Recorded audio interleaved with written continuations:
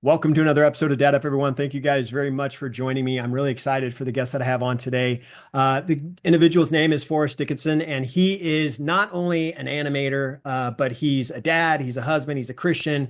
He lives in a beautiful part of the country, and I'm really excited to kind of dive into what he's doing because he's part of an animation program that's on Netflix. It's really big on Netflix, and I'm really excited to hear about that. And he's obviously got some children's books out there as well. And so we'll dive into all that stuff. But my good friend Forrest has joined me on Dad Up. Welcome to the show, brother. How you doing, man? Good, Brian. Thanks for having me. Yeah, absolutely. Thanks for being on. I'm really excited for this conversation because as we were talking before we started recording, have a huge fascination with animation and love that kind of that background and artistic myself. I've done art displays, in my front yard, like Christmas, like I've made wood art, like Santas and snowmen and stuff like that I've, put in my front yard. And so I've done all kinds of that stuff. So I just have a huge fascination. Let's dive into it. I mean, how did you get into doing what you're doing now? Kind of a background on you. How did you get into doing what you're doing now? And what is that journey that you went on as you were younger, growing up doing this kind of stuff, led you to where you are and what you're doing today? Yeah, so like you said, I grew up in North Idaho. We have long, cold winters. I don't know how much this had to do with it, but that meant I was inside drawing more than I might have been had I grew up in, say, California, where there's a little more sunshine.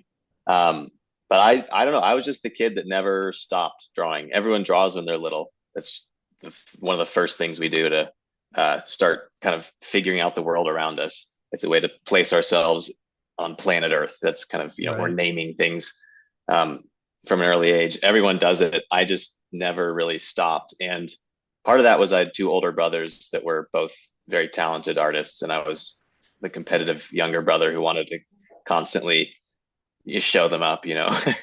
So I think that kept me going when other kids kind of lost interest. And then I also grew up on comic books. Tintin and Asterix were big ones in our house. I loved stories, and I loved illustration as a vehicle for story. So I loved that. I loved building other worlds, characters. I was always fascinated that you could take a flat piece of paper and if you scribbled on it in the right way, you could turn it into a window that was an invitation to another world, another story.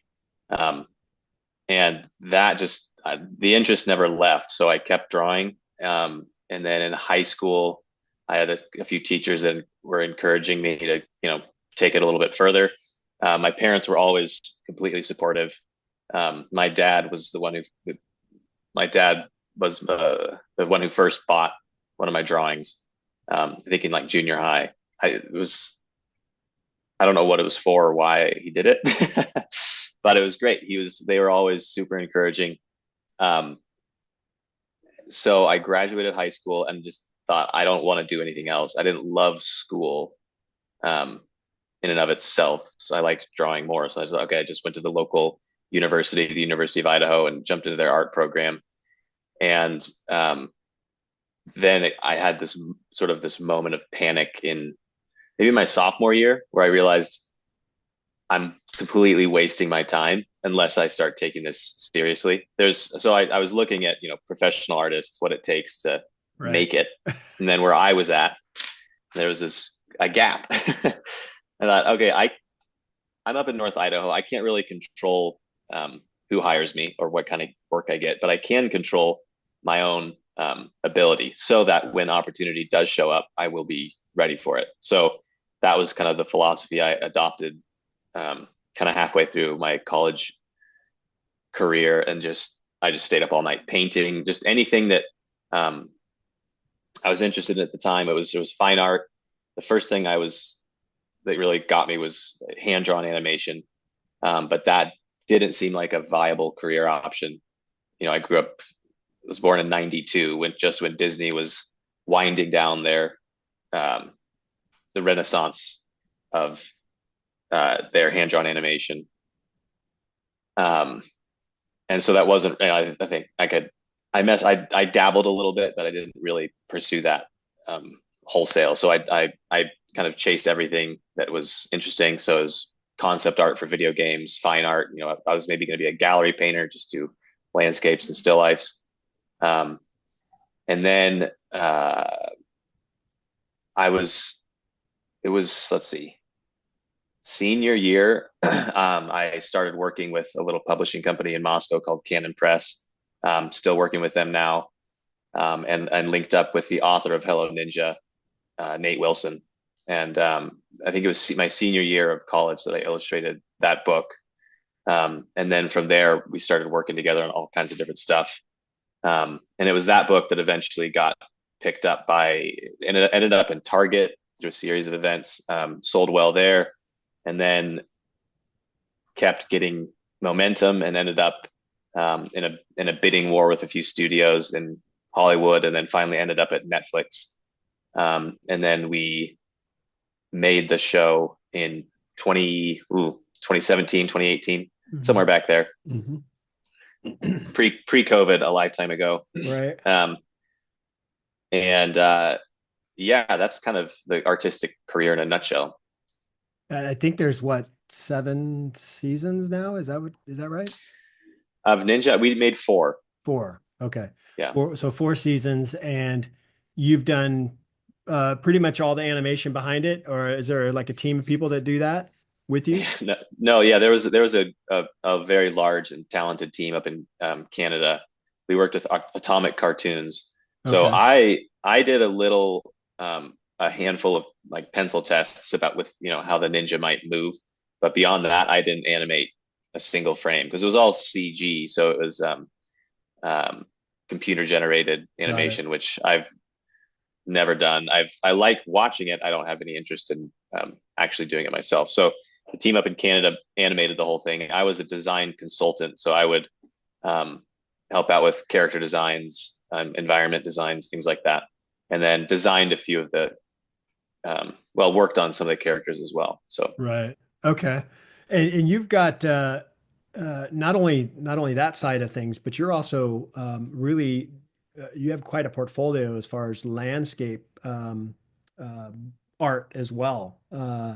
And I mean, I'm assuming all over the country, the various landscape murals that you have, or artwork that you have.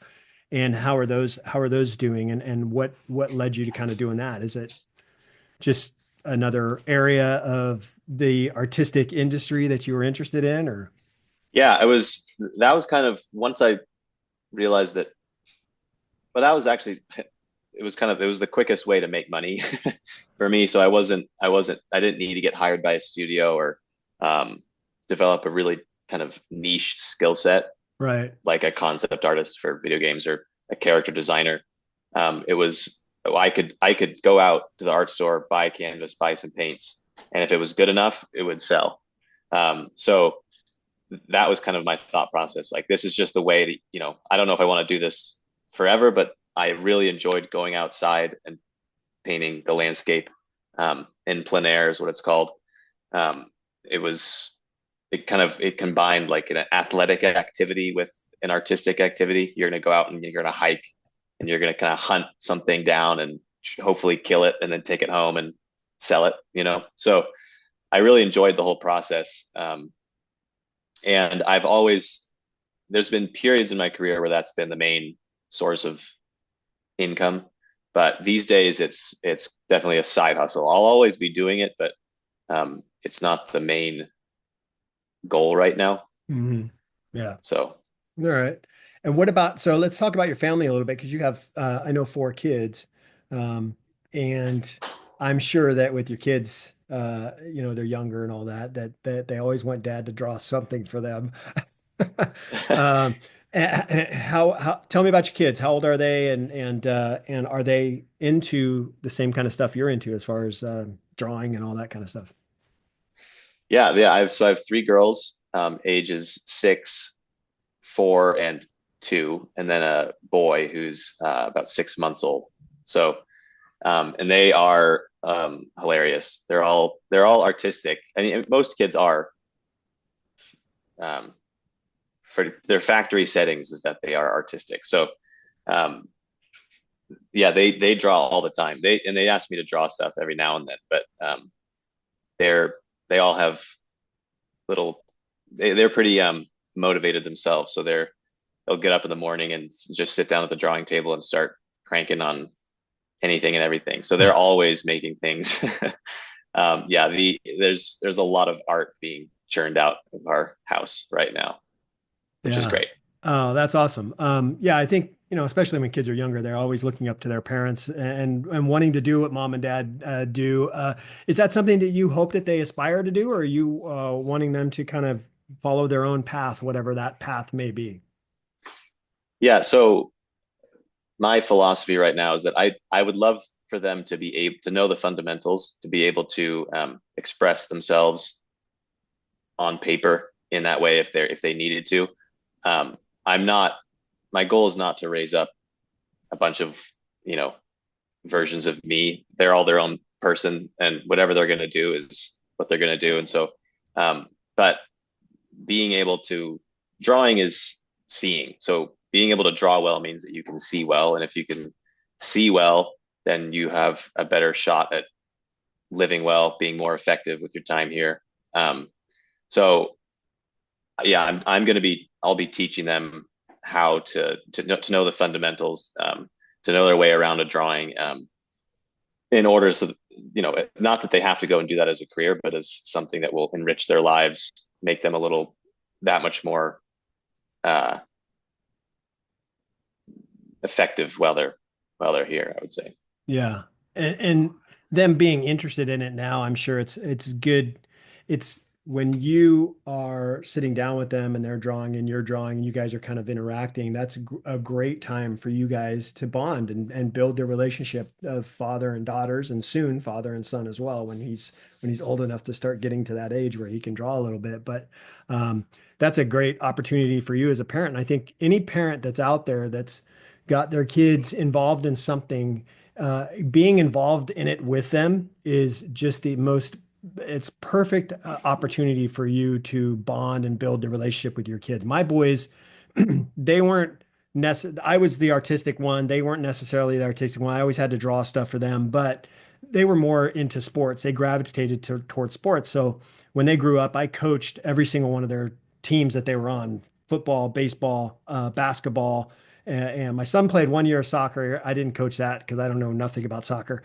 But the other three, baseball, football, and basketball, they grew up playing and played all the way through high school. And I coached their teams all the way through high school. In high school, it was mainly basketball, but um, that was an opportunity for me. I didn't have any experience as a coach. When my older son was 3 or going on 4 years old and wanted to play baseball, and for Little League, I had no idea how to coach kids. I had zero experience in it. And so I wasn't going to go down that path. I was just going to be a parent in the stands. And when I took my son to the table, the Little League table, to sign him up, he said, the guys at the table said, "Hey, do you want to coach?" And I said, "No." I go, "I've got no experience in that. He's not even 4 yet. I'm just gonna watch." And he looked at me, Forrest, I'm not kidding. He looked at me, he goes, "Bro, they're 4. You need to teach them how to throw a ball and catch and run the bases. You don't have to worry about anything else. Relax. They're gonna be picking grass and doing other things. So just you'll be fine." And so I said, "All right, maybe I can do an assistant coaching job." And so I decided to be an assistant coach. And turns out, shortly before the season was about to begin, the guy who was supposed to be a head coach had to back out. And so it flowed down to me. I had to kind of step up and take the lead. I had no idea what I was doing. But 22 years later, I was still coaching and enjoying it and loving it because I had not only a direct influence on my boys, I had a bond and relationship with them that I had developed just through sports over the last 22 years. And I was an influence on other kids, on other, boys. I even coached girls as well, but I had influence on other boys in sports that maybe didn't have the direction or the guidance that they needed in their own homes. I had kids that were lost, as far as didn't really, their parents were either split up or their parents worked a lot of hours. So they didn't really have that parental guidance. And I was there as kind of that parental guide for them, just in being their coach. So that was my whole point in telling you that is, as a parent, it's our opportunity, it's our job to develop these relationships and bonds with our kids.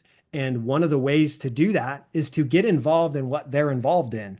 So, like for Forrest, he's naturally gifted as an artist, but his kids love to draw and love to do artistic stuff as well. Well, that's natural for Forrest. So, naturally, he can gravitate to that and just bond and build a relationship with them. And maybe his son isn't going to be artistic. Maybe his son's going to be into sports. And maybe that's not something Forrest is necessarily interested in, but Forrest could actually participate like I did with my boys and help out a little bit, whether it's coaching or teaching him, playing ball with him in the backyard or whatnot.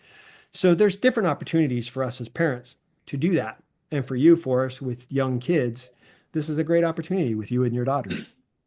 Yeah, for sure. And it's yeah, I mean, I grew up playing sports. I was if I wasn't drawing, it was basketball. Like that was my thing. So um and coaching, it's just you're just parenting, you know. So Right. if you don't know the sport, doesn't matter as much.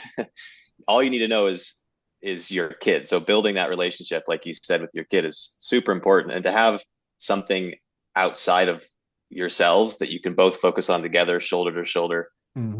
There's a zillion lessons to be learned in one drawing and or Oh, yeah. one game of soccer, whatever it is. So my girls are still young, but they're going to be starting soccer, I think, in this spring. Okay. They've done ballet a little bit, but that's not competitive. So what are we doing? I don't know.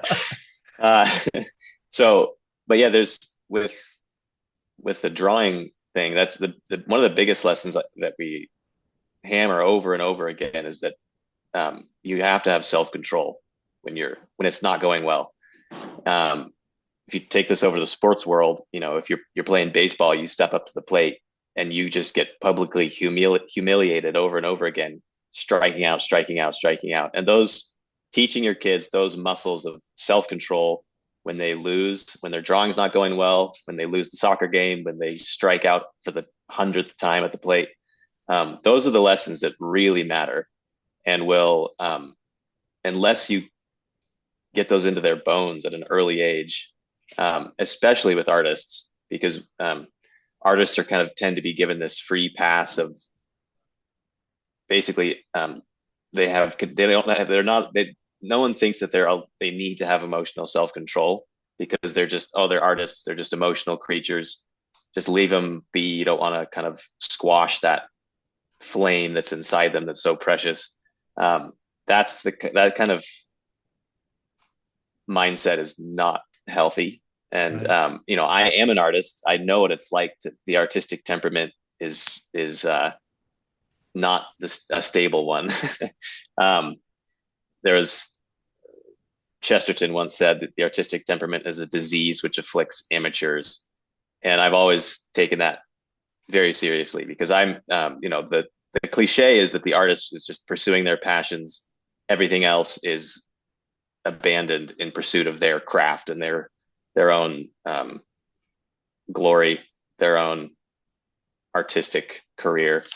Um, so one of my main goals is to show my girls what it's like to be basically a construction worker who just happens to draw instead of build houses. It needs to be this unemotional, self-controlled, disciplined pursuit that is actually a blessing to them and to the people that to my audience. You know, I don't want to put my audience before my kids. I don't want to put my own artistic passions before them. Um, and so when they sit down and they're working on a drawing and it's not going well, and they want to pull their hair out, I know exactly what that's like.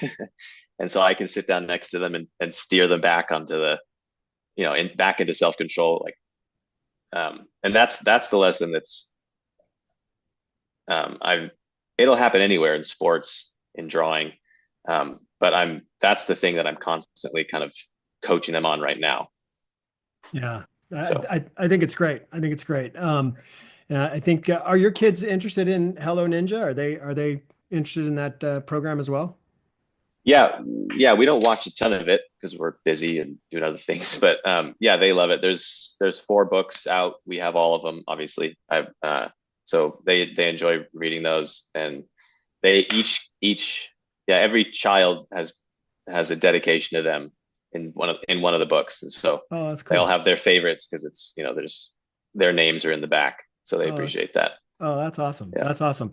What's yeah. let's talk about Hello Ninja a little bit. What's the message behind that and how is that, why do you think it's picked up so much steam as far as the interest in it as far as families and kids go? What's the message behind the program exactly? Yeah, so um, this is something that I've picked up from Nate, the author, but and I've incorporated it to my own work as much as I could. Um, but the whole goal of making stories for kids is to give them something to aspire to in their own lives, so that they can watch Hello Ninja and then come back to their own lives and be more interesting themselves, or be more interested in the world around them, to get them um, to be better characters in their own stories. So a better brother, a better sister, better son, better daughter. Um, we, as creatures that feed on stories, um, what we eat is really affects how we turn out as people. And so with Ninja, yeah, that was the goal, was just get kids excited about this world, their own backyard. Every story begins in this world, and then they jump into their imaginations to solve some real world problem. And that was so it's a really simple, accessible device, so that you didn't have to. No, no one like had to be a magical wizard or win the lottery and be or be downtrodden, whatever it is. It was just everyday kids in everyday America, um, using their imaginations to solve problems in this world. So that was the whole philosophy behind it. That's for And the show. Sorry, go ahead. no, go ahead. Finish what you're saying. Yeah, I mean that was that was for the show. With the book, it was when we made it. The goal was just to make a good picture book. That was kind of it. It needed to rhyme. It needed to be fun. It needed to be sticky for so that and it at the end of the day, parents are tired. They want something that's nice and easy and rhythmic that they don't have to work too hard to read. So it was really short, sweet, and um, yeah, it seemed to work. Colorful. As always a good one with little kids, right? The Yes. Yep. colorful and then obviously keeping their interest. Obviously, I've had stories with my younger son when he could get into certain books and other books he couldn't, and I can remember sitting down with him as a little kid, and if he didn't like the book, we would start to read it and we would get a page or two in to the book. And this is like a Hello Ninja book, right? It's like a little kid's book, right? And if he wasn't into it, if he wasn't having it, he would take the book from the back of my hand, the back side of the book, and then he'd go, the end. And then he would close it. And he would just do that. And it was like Yeah. his way of saying, yeah, not interested in that one. Time to move Yeah. on to another one. The end. Yeah. And so that's great. That's awesome. What's the next journey for you as far as, I mean, are you continuing on with Hello Ninja?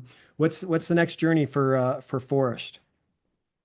Yeah. So um, currently no plans to do more Hello Ninja at this point. But the most recent journey I finished, I would say, is I just wrote my own picture book. So I've been illustrating other picture books for a while now, and then this last summer, I wrote and illustrated my own, which was a first for me. So yeah, it's called Crispin's Rainy Day, and it's Mhm. about a brother and a sister, and they're a crew of pirate frogs in this make believe world that they enter through a puddle in their driveway. So um, and that was I had a great time writing and illustrating it. It was fun to be able to write things that I knew would be fun to draw. That was kind of the goal, at least for me.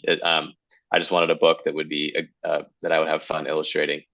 But I also learned a ton about narrative and character and what makes a story compelling. So how to get kids like your son to not just close it and Right. say the end, I'm done. So um, I had lots of versions of it that I tested out at the dinner table with my girls, and that was super helpful. I don't think I could have done it without that little uh, Without their the input. audience that's yeah, because they're brutal. They if as long as you can tell instantly when their eyes glaze over and they don't care anymore. Right. And they have because they have no filters for you know dad's feelings, which is Right. good. I like it that way. They'll tell you if they like something, they mean it. If they don't like something, Yep. they mean it. They mean And it. so yeah, it was they were extremely helpful in the creative process. That's cool. And for you to be involved, not because I know a lot of, authors, and I know a lot of authors and have interviewed a lot of authors, and they do the writing part and then they contract out the illustration part, right? Whereas you've now had that experience of doing both, which is it's all you, it's all yours. So that's perfect. That's great.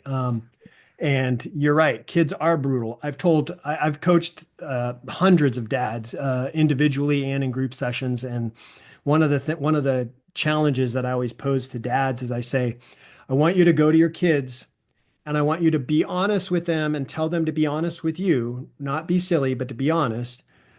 Ask them, what can you do better as a dad? What would you like them to see you do better as a father for them or a dad to them?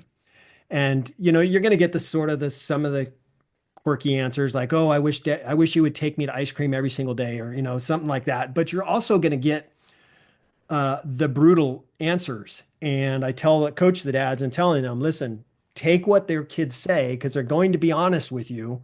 They're going to be brutal with you. They're going to be honest. Take what they say and run with it, and then see how much that improves your relationship with your child."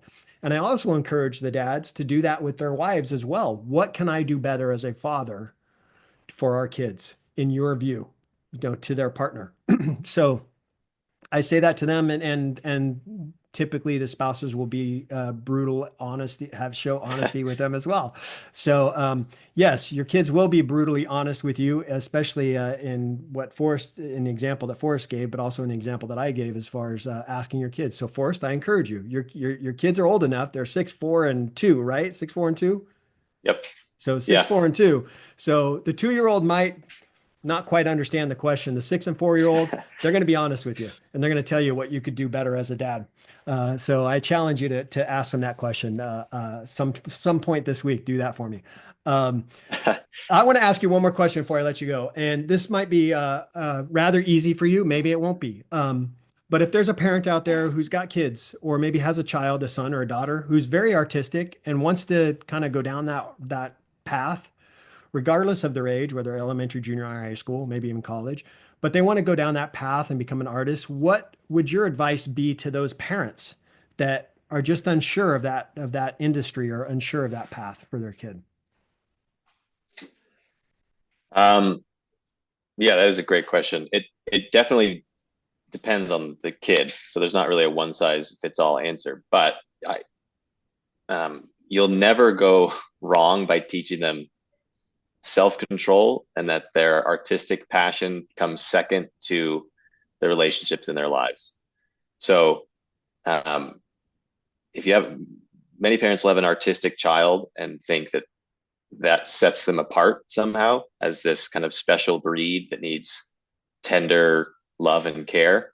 Um, and that's what you can do is you can by training them to chase their passions.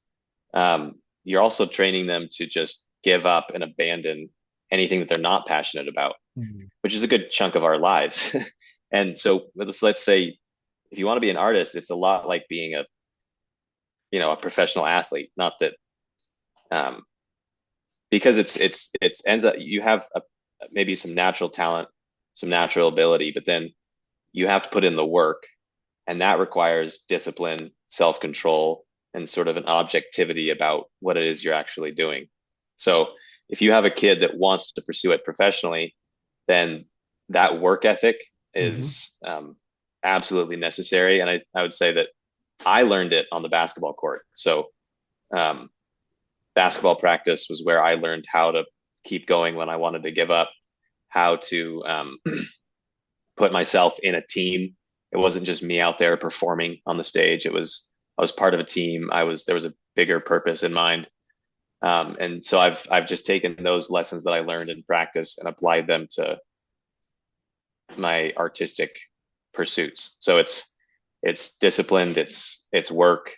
I love it. I'm very grateful that I get to do it, but it's not the end all be all, and it's not this delicate thing that needs protecting from my wife or my kids or my friends. You know, it's for them. It's supposed to be a gift and a blessing to them. It's not supposed to be all about me. So that's what I would say in general is if you have an artistic child, great.